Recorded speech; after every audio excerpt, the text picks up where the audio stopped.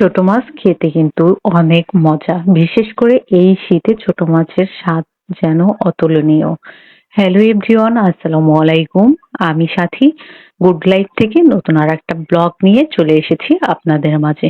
নতুন ব্লগে সবাইকে স্বাগতম। কাছে দূরে যারা দেখবেন অবশ্যই লাইক বাটনে ক্লিক করে দিবেন। কে কোন জেলা থেকে দেখছেন কমেন্ট করে জানাবেন। যারা ইউটিউব চ্যানেল থেকে দেখবেন চ্যানেলটি সাবস্ক্রাইব করে দিবেন। আর যারা ফেসবুক পেজ থেকে দেখবেন পেজটি ফলো দিয়ে সাথে থাকবেন। ছোট মাছ দেখে সব মাছগুলো কেটে নিলাম। অনেকটা কষ্ট হয়েছে তারপরেও কিন্তু সব মাছগুলো কেটে নিলাম। একদিন কষ্ট করলে দেখা যায় যে অনেকদিন। তো একদিন কষ্ট করে নিলাম, বাকি কয়েকদিন শান্তি করব। তো সব মাছগুলো এই যে ভাগ ভাগ করে রেখে দিচ্ছি। তো আজকের ব্লগটা কার কাছে কেমন লেগেছে কমেন্ট করে কিন্তু জানাতে ভুলবেন না। আর শীতের সময় টমেটো দিয়ে ধনিয়া পাতা দিয়ে চচ্চড়ি করলে ছোট মাছের ভীষণ মজা হয়। তো এই যে মাছগুলো সব ফ্রিজে রেখে দিলাম।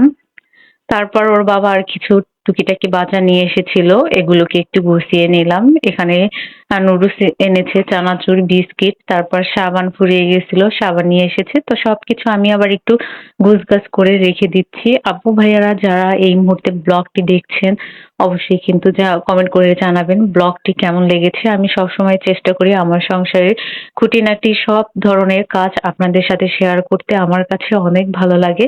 তাই আমি আপনাদের সাথে সব খুঁটিনাটি আমার যাবতীয় যত কাজ আছে আমি সবকিছুই আপনাদের সাথে শেয়ার করি। এটা আমার কাছে ভালো লাগে। আর দুপুরে আর ওই মাছ রান্না করলাম না।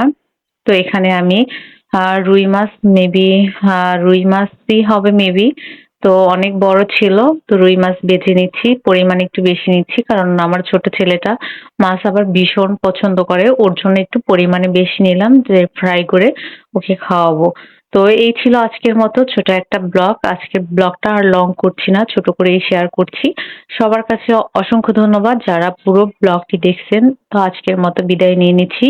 ইনশাআল্লাহ দেখা হবে আবারও কালকে নতুন ব্লগে, নতুন ভিডিওতে। সবাই ভালো থাকবেন।